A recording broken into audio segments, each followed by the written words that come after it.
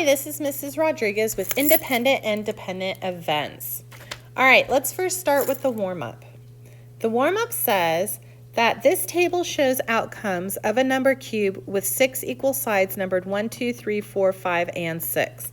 So the first thing we need to remember is that a number cube is another way of saying dice. So this is just regular dice, okay? And this table shows that somebody rolled the dice a bunch of times and got a number of outcomes for each side. So they rolled the dice and they got the number 1 18 times, the number 2 16 times, the number 3 19 times, the number 4 17 times, the number 5 15 times, and the number 6 15 times. Okay, so like somebody conducted an experiment and that's how many times. I just noticed that the line kind of disappeared, separating the warm-up from the problem. Sorry about that. So somebody conducted an experiment. Those are the number of outcomes that they got for each side. And if we added up all of these outcomes, we would see that somebody rolled the dice 100 times. So there was a total of 100 rolls of the dice, okay? So let's read on. Based on the outcomes, enter the number of times the number cube is expected to land on 5 if it is rolled 40 times. So for this type of problem, remember you're going to have two ratios set equal to each other. We need our first ratio, which is the probability that we got from the experiment on how many times we got 5. So according to this experiment, we got 5 15 times out of 100. So 15 out of 100 is going to be our first ratio. And we want to know how many times out of a total of 40 would we get 5 if we rolled the dice 40 times. So 40 would be the total number of rolls. So remember, total always goes on the bottom and the partial goes on top. So how many out of 40 should we expect to get 5? We don't know. That's what we're looking for, so we're going to use X. Now, once we have our two ratios set up, we can go ahead and use cross multiplication. So go ahead and draw your butterfly to solve for X. So we have 100 times X, and 100 times X, we would write that as 100X. We keep the equal sign, and now we do 15 times 40. Now, if you were to do 15 times 40, you should get the number 600. Now we can go ahead and draw the river. 100 times X, the opposite of multiplication, would be division. Remember, you always do the opposite operation. The hundreds cancel out, and we get X equals 6. So that means that out of 40 rolls of the die, we should see the number 5 6 times. Okay? And that's how we do the warm-up. And I just noticed the line here got kind of wonky. All right, so there you go. That's the warm-up. Now, today, that was predictions. Today, we're going to look at independent and dependent events. But before we can start looking at independent and dependent events, we need to review the process for multiplying fractions, okay? It's been a while since we've done multiplying fractions in class, and you do need to multiply fractions when we're working with independent and dependent events. So before we jump into it, let's just do a quick review. Now, multiplying fractions. So the key thing is when you multiply fractions, you multiply across. Okay, so that means you multiply the two top numbers together and then you multiply the two bottom numbers together. 1 times 3 is 3. 2 times 4 is 8. Oh, and I don't know why I wrote a 4. 2 times 4 is, 8. So we get an answer of 3/8. It can't be simplified, so that's our final answer. Let's try the next one. 1/8 times 4/5. So remember, we're multiplying across.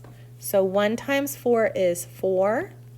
8 times 5 is 40. Now in this case, I know 4 and 40 are both even numbers. And remember, anytime you have an even number, you know that it's at least divisible by 2. So 2 goes into 4 2 times. 2 goes into 40 20. Once again, 2 and 20 are even numbers, so I know 2 can go into both. 2 goes into 2 1 time. 2 goes into 20 10 times. And we end up with 1/10. Go ahead, I want you to do the last problem, 2/9 times 3/5. Pause the video, and when you're ready to check your answer, go ahead and restart the video to see if you got it right. Go ahead and pause the video now. Welcome back. Okay, so once again, we are multiplying across. So 2 times 3 is 6. 9 times 5 is 45. Now you might be thinking, oh, well, 6 is an even number and 45 is an odd number. You can't simplify it. But you have to think about what each number is divisible by. So 6 can be divided by 2, yes, because it is an even number. But it can also be divided by 3, which is an odd number. So to make sure on whether or not you can simplify, you need to check, can 45 be divided by 3? And it turns out it can. So if I were to divide 6 by 3 and 45 by 3, I would end up with 2 over 15. So you want to be careful and just make sure each and every time that you're simplifying all the way. Because remember, if your fraction is not simplified, it will be marked wrong. All right, now let's start with independent events. Independent probability. When the outcome of one event does not impact the outcome of the second event, the events are called independent. And by impact, I would say change the probability of.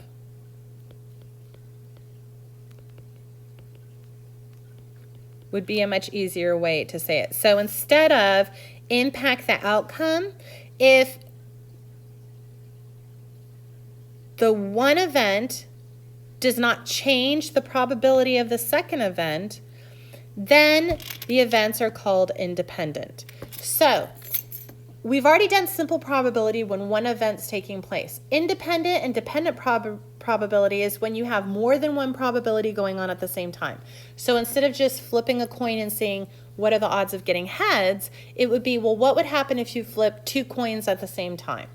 Or what would happen if you flipped a coin and rolled the dice and you tried to get heads and the number 6 on the dice? So it's when 2 probabilities are going on at the same time. And an independent probability is when you do the first probability and then you do the second probability, and the second probability does not change based on the first event. And I'll show you what I mean in just a minute. Independent probability can be determined by multiplying the probability of each event happening. So if it's the probability of 2 events happening together, then the probability of rolling a dice and flipping a coin, you would do the probability of the first one first, and then you would multiply it with the probability of the second one. Okay? If they're independent, meaning one does not change the probability of the other. So let's look at an example. In a board game, students draw a card, replace it, and then draw a second card. Determine the probability of each event. So by replace it, they mean they put the card back.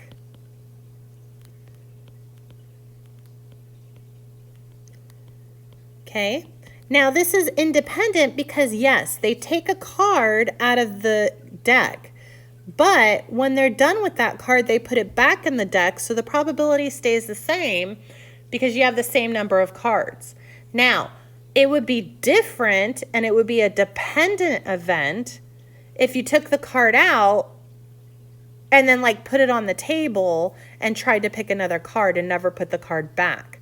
And that's dependent. We're going to look at that second. So right now we're just going to look at independent and use this as an example. So first, before we start anything else, we should see how many outcomes are possible, right? How many outcomes we have. So 1, 2, 3, 4, 5, 6, 7, 8. Now let's look at the first question. To earn 50 points, a student must draw a heart-eyed card and then an angel card. Okay, so now they have to pull 2 cards, not just one. Okay, so first they need to pull a heart-eyed card. Okay, there's one here and there's one here. So the probability of a heart-eyed card would be 2 out of 8.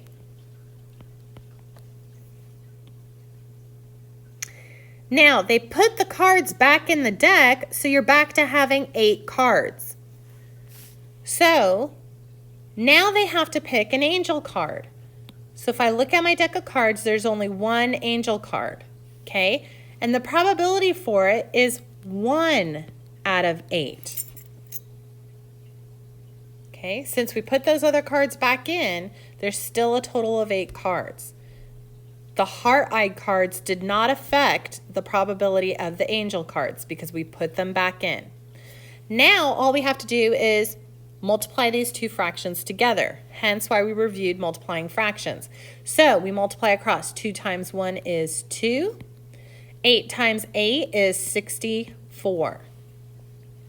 Both are even numbers, so I know at least 2 goes into it, and 2 divided by 2 is 1. 64 divided by 2 is 32. And that would be the probability of drawing a heart-eyed card and then drawing an angel card. Okay, so let's go ahead and look at the next question. To earn 20 points, a student must draw a sleeping card and then an angry card. Okay, so the first one we need to find is a sleeping card. So I have a sleeping card here and a sleeping card here. So the probability of getting a sleeping card would be 2 out of the total, which is 8. So 2 out of 8. Next, we have the angry card. So this card looks angry and this card looks angry. Because they put the cards back in, we're going to have 2 out of 8 cards again, because remember, they're being replaced or put back in the deck. Okay, so it's still out of a total of 8. Now we multiply them together, so we multiply across. 2 times 2 is 4. 8 times 8 is 64. Once again, we simplify because they're both even. I know 2 goes into both. You get 4 divided by 2 is 2. 64 divided by 2 is 32. 2 goes into both itself and 32 because they're both even. So we're going to divide by 2 again. 2 divided by 2 is 1. 32 divided by 2 is 16. Now I'm done simplifying, and that's my final answer. 1 out of 16. Now, if you looked at 4 over 64 and went, you know what? I know 4 goes into 64.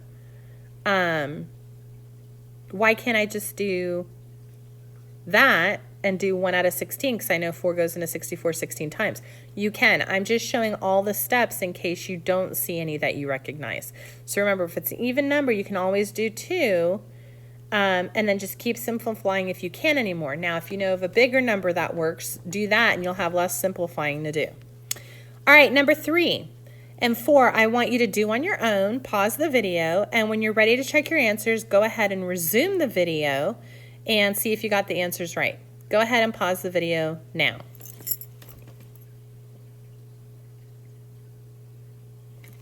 Hi, welcome back. Okay, so we're on number 3. I'm going to go ahead and erase my markings here. Let's see. Number 3 says to earn 15 points, a student must draw an angry card and a laughing card. I'm sorry, a angry card or a laughing card, and then an angel card. So the probability of angry or laughing. So I have angry, laughing, angry. So that's a total of 3 cards out of 8. So my probability for angry or laughing is going to be 3 out of 8. Next, they have to choose an angel card. So I look at my cards and I only have 1 angel card. So that means the probability is going to be 1 out of 8. I go ahead and multiply across, and I get 3 times 1 is 3. 8 times 8 is 64. 3 does not go into 64, so we're done. For number 4, to earn 5 points, a student must draw a sleeping card or a heart-eyed card and then an angry card. So for a sleeping card, let me go ahead and erase this. For a sleeping or heart-eyed, well, here's sleeping, heart-eyed, heart-eyed, sleeping. So out of the 8, 1, 2, 3, 4 of them, 4 of them are sleeping or heart-eyed. So that's going to be 4 out of 8. And then we need to look, for angry. So we have an angry one here and an angry one here. So that's 2 out of 8. I go ahead and multiply across. 4 times 2 is 8. 8 times 8 is 64. Both of them are even numbers, so I could divide by 2, or I can recognize that 8 times 8 is 64. So I can just divide both numbers by 8. Save me some time. And I get 1 over 8. Now remember, if you don't notice that 8 goes into 64 evenly, start off with 2. You'll still get to 1/8. You'll just have to keep simplifying over and over again until you can't simplify anymore. But that's okay. Okay? You'll still get to the right answer. All right, moving on. Now we have these 3 problems. Let's go ahead and look at the first one. Kylie has a coin and number cube. So remember, let's try a different color. A number cube just means she has dice, okay? She flips the coin once and rolls the number cube once. What is the probability that the coin lands tails up and the cube lands on 4? Okay, so in this problem, remember, we're going to have 2 ratios set equal to each other. Or I'm sorry, 2 ratios that we're going to multiply together. So that means 2 fractions we're going to multiply together. So my first one is going to be the probability for the coin, which they tell us it's going to land tails up. Well, the probability of landing tails up when you flip a coin is 1 out of 2 because it only has 2 sides and only one of the sides has tails. Now my second fraction is going to be the probability that that dice lands on 4. Well, there's 6 total sides to the dice and only one number 4, so it's going to be 1 out of 6. Now, remember, you just multiply across, and you should get 1 times 1, which is 1, and 2 times 6, which is 12. So the probability of flipping the coin and getting tails and then rolling the dice and getting 4 is 1 out of 12 times. Okay, I want you to try to do these next 2 problems on your own, and then when you're ready to check your answer, pause the video, and then when you're ready to check your answer, go ahead and restart the video and see if you got them right. Pause the video now.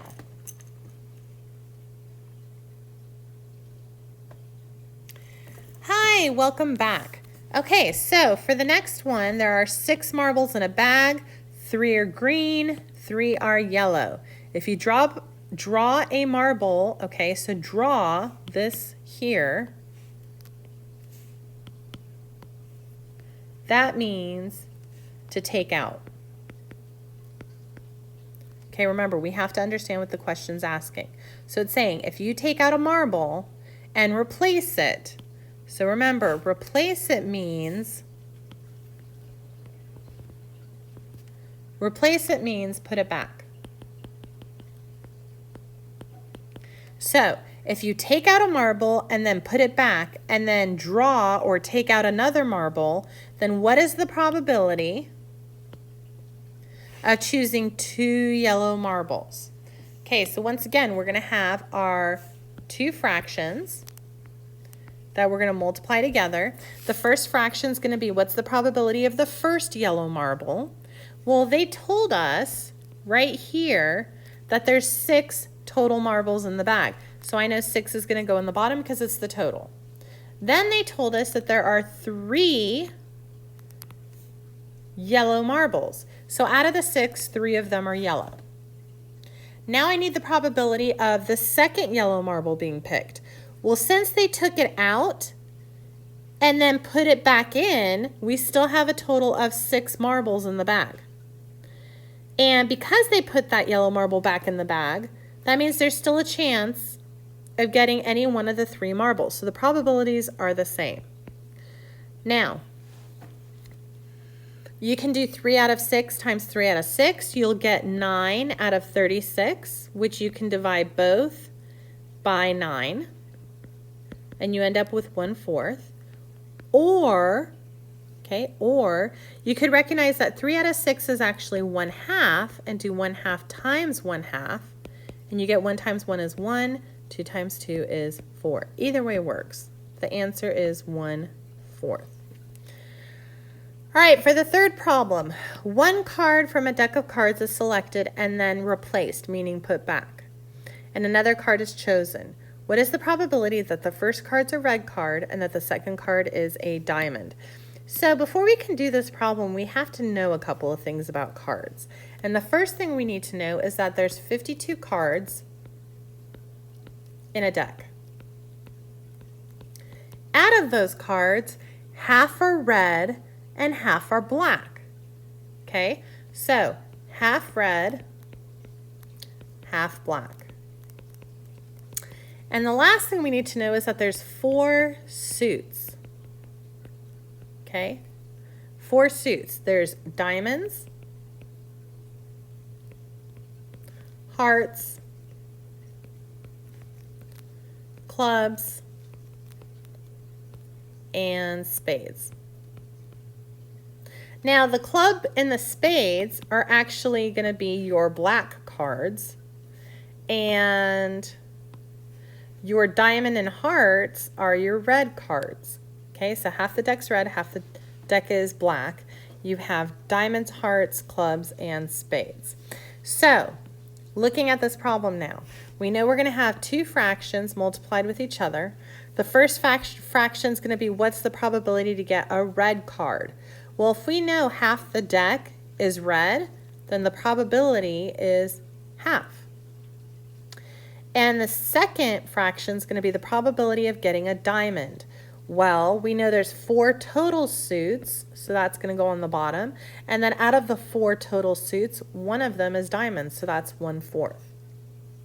Now we multiply across, and we get 1 times 1, which is 1, 2 times 4, which is 8, and the probability is 1 out of 8.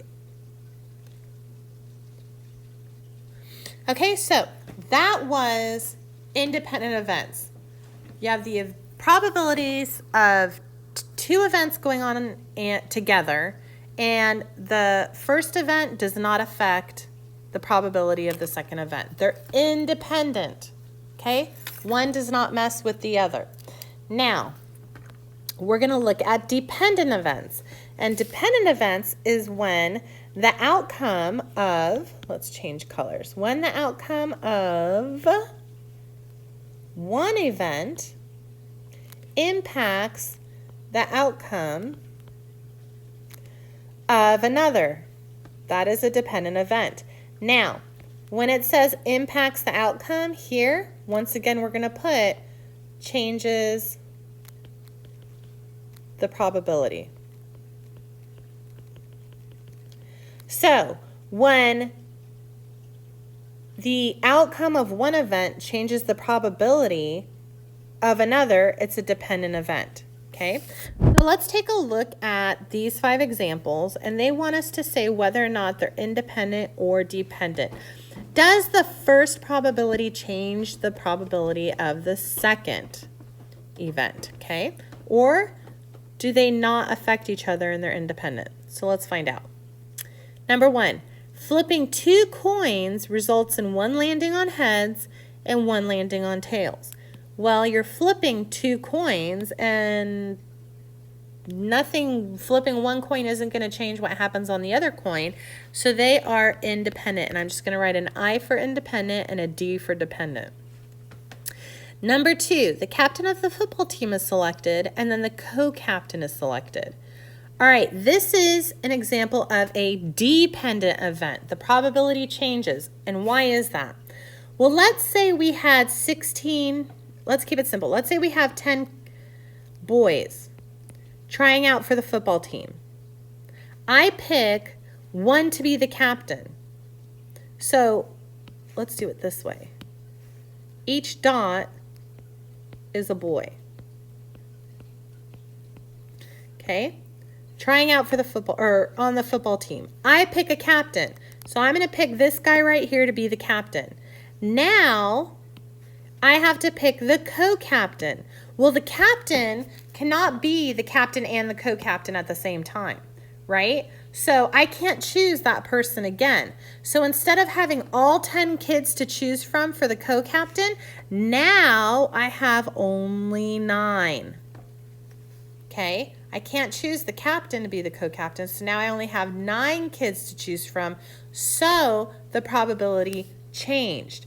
For the captain, I had 1 out of 10 kids I could choose from, but for the co-captain, that changed to 1 out of only 9 kids because I lost a kid to be captain.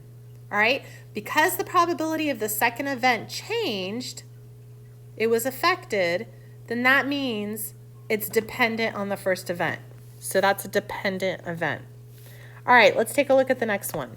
You draw a joker from a deck of cards, and then you draw an ace. So you draw a joker from a deck of cards, and then you draw an ace. Well, I told you there's 52 cards in a deck. Jokers aren't usually factored in, so that would make it 53 if there was 1 joker. So the probability of getting a joker would be 1 out of 53 in a deck.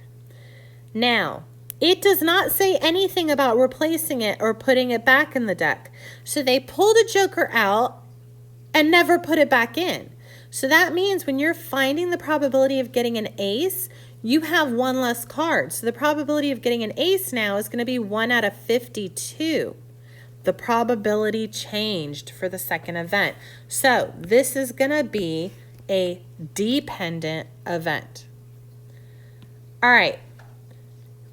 Let's do my green. Go ahead. I want you to try to do 4 and 5 and figure out if you think they're independent and dependent. Pause the video. And then when you're ready to check your answers, go ahead and restart the video and see if you got them right. Pause the video now.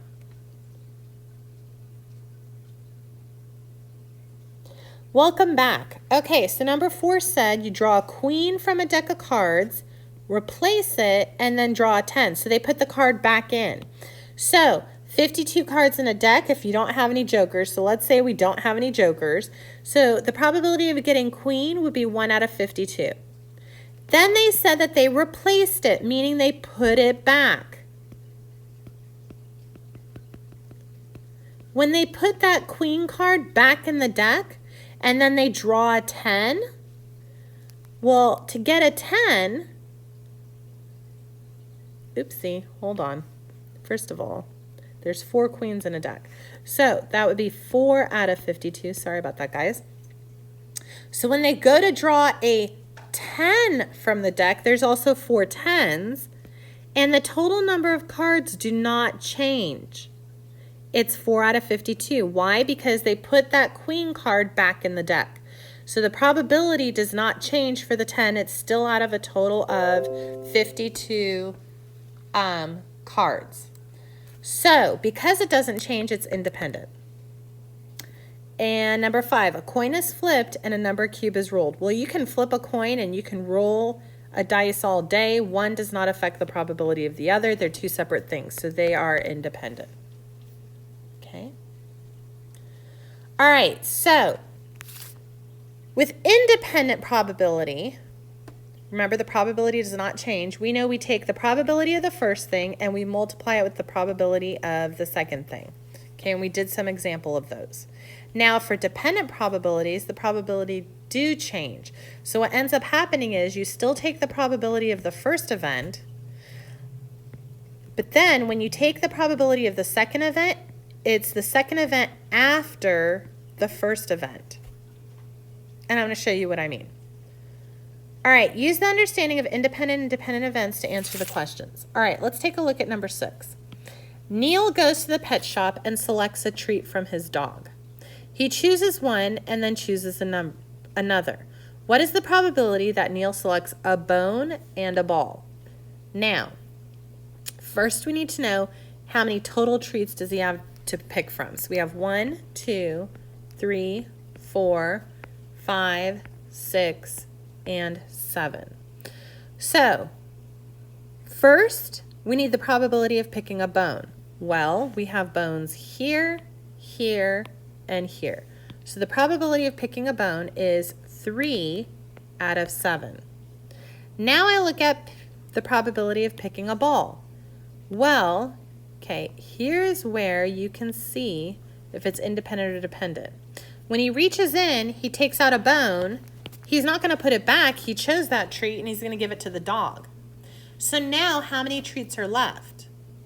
Not 7. Now we only have 6. So the total has changed to 6. That has changed the probability. And the probability of getting a ball, well, let's see, we have a ball here and a ball here. So now the probability of getting a ball is 2 out of 6 instead of 2 out of 7. So this is an example of a dependent event. Okay, so you find the event, you find the probability of the first event, getting the bone, which is 3 out of 7. And then you find the probability of getting the second event, and make sure that you change the probability because now the total is going to be different. Once you have both, now we just multiply across as usual. Multiply the top numbers and the bottom numbers. So 3 times 2 is 6, 7 times 6 is 42, and both are divisible by 6, and you end up with 1 over 7. Now, if you don't see that 42 is divisible by 6, go ahead and they're both even numbers, just start dividing with 2. And if you keep dividing, as long as they're even numbers by 2, you'll eventually get to 1/7. All right, moving on, number 7. Mackenzie chooses one candle and then chooses another candle. What is the probability that Mackenzie selects a polka dot candle both times? All right, so first we need to know how many total events or outcomes we can have. So we have 1, 2, 3, 4, and 5. There's 5 total candles. We need the probability of getting 2 polka dots. So for the very first polka dot, it's going to be 1 out of 5. Now, if I choose that polka dot, then that means it goes away. So my probability of getting the second polka dot is going to be 1 out of 4. The probability changes because now I'm 1 less candle.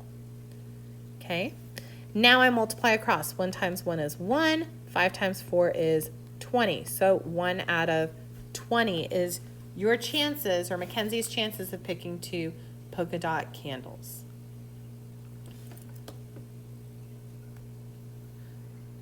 All right, moving on. Read each situation carefully, determine if the events are independent or dependent, and find the probability of the events occurring. Mrs. Moore is doing laundry and has various pieces of clothing in her laundry basket. All right, and then there are 1, 2, 3, 4, 5 questions, 8 through 12, that I want you to do.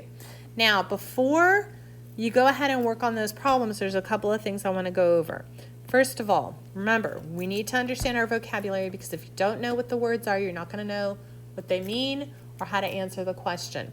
So for number 8, what's the probability of selecting a top and a bottom? I just want to clarify, a top is something that you wear on top. That's going to be like a shirt, something like that, right? A shirt, a jacket, whatever. Then selecting a bottom. A bottom refers to what you wear around your waist and legs. So that's going to be pants, which I spelled with a B, pants, skirts, things like that.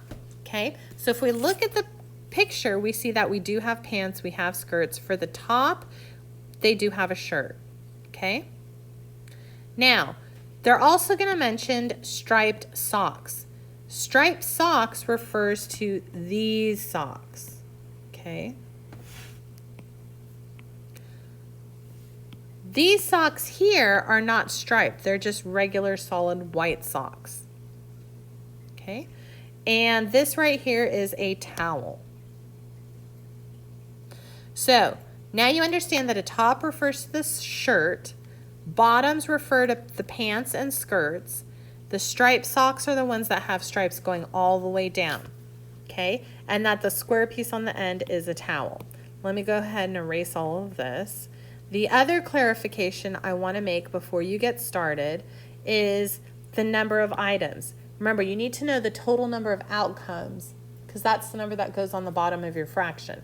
Well, each item is separate. The socks do not go together. So you have 1, 2, oops, let me write that a little more visibly, 3, 4, 5, 6, 7, 8, 9, 10, 11, 12, 13, 14, 15, and 16. So there's 16 total items. I didn't want you to think that a pair of socks was considered one item. So think of all of these clothes as loose in the basket, and she's only going to pull out one piece of clothing at a time. Okay? So remember, you're going to find the probabilities, and you're going to say whether or not they are independent or dependent events. Okay? Go ahead and pause the video, do 8 through 12, and then when you're ready to check your answers, restart the video and see if you got them right or wrong. Go ahead and pause the video now.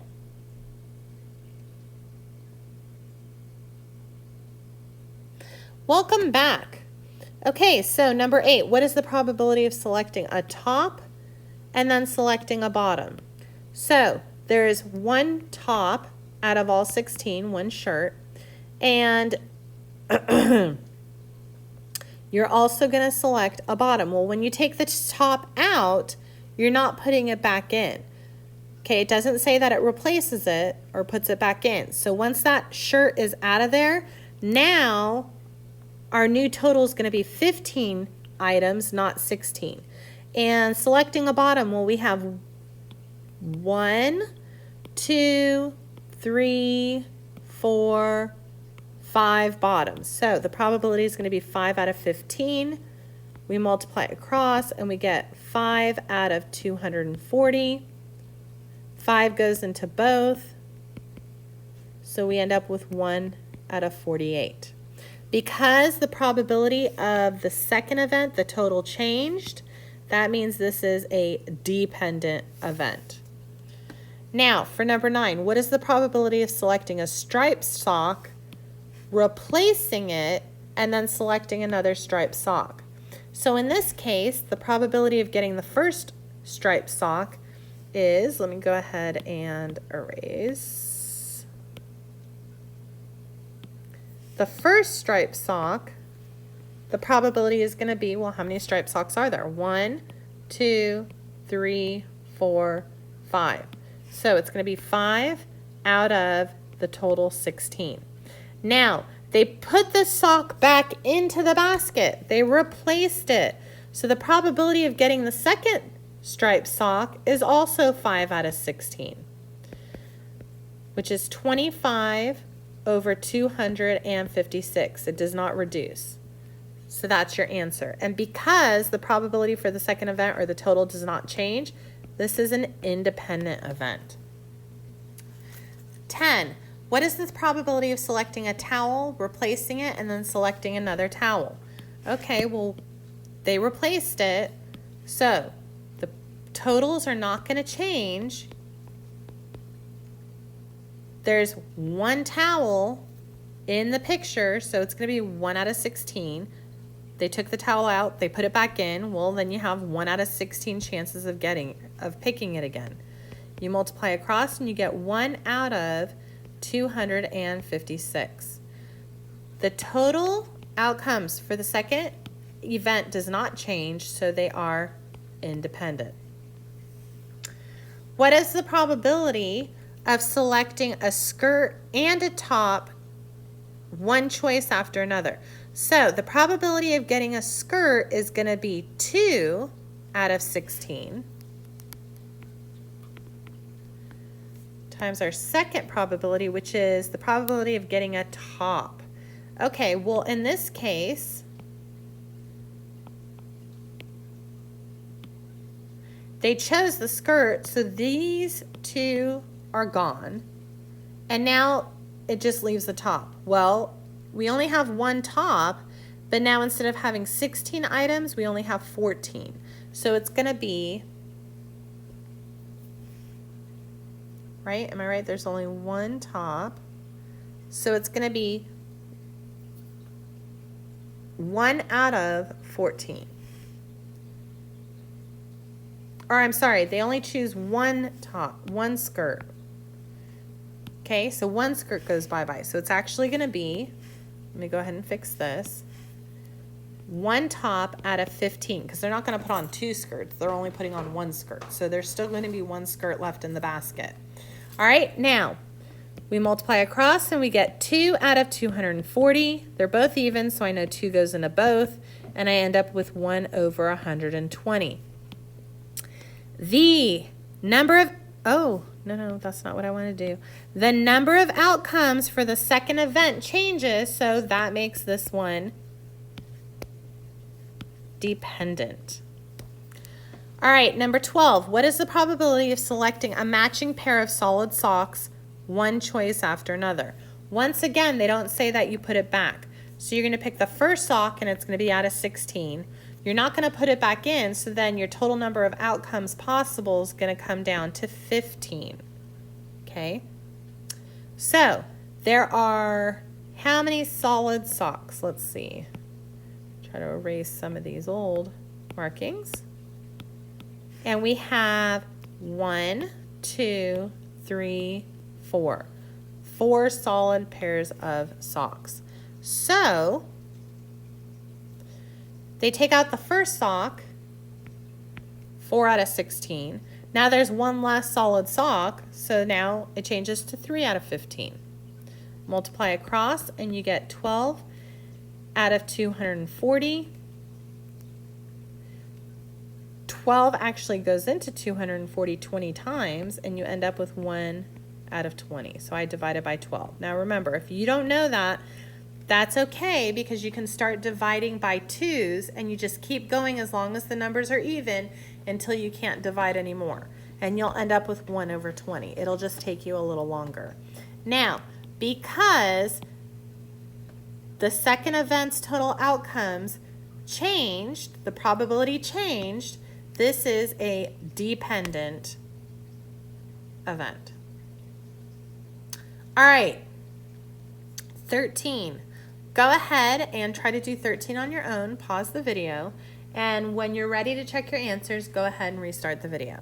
Pause the video now. Hi, welcome back. So let me pick a new color.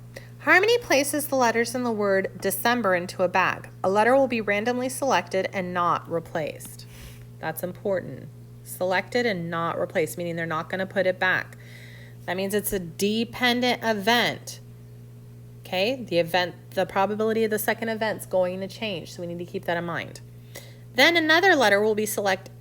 What is the probability of selecting a C and an E? So we're going to have, first we got to count how many letters we're talking about here. So we have 1, 2, 3, 4, 5, 6, and 7.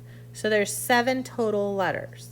Right? Let me check. 1, 2, 3, 4, 5, 6, 7, 8. No, 8. My bad. 8 total letters. 1, 2, 3, 4, 5, 6, 7, 8. Yeah.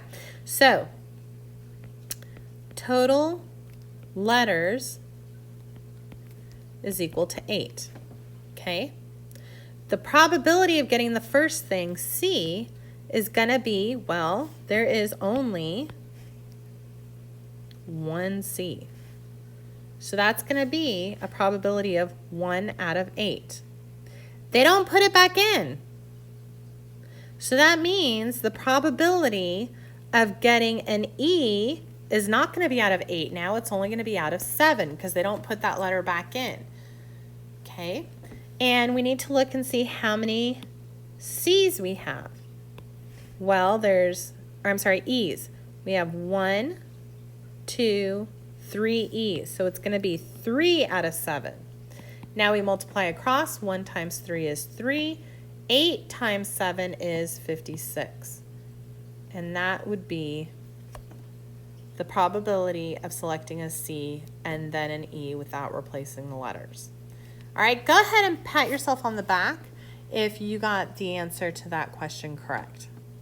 All right, now the next page is your spiral homework. Remember, 5 sections, one from everything we've learned so far this year. And remember, as always, if you have any questions, if you're still confused, need more clarification, feel free to ask me during class, after class, or make an appointment to visit me during office hours. I hope you have a great day. Bye.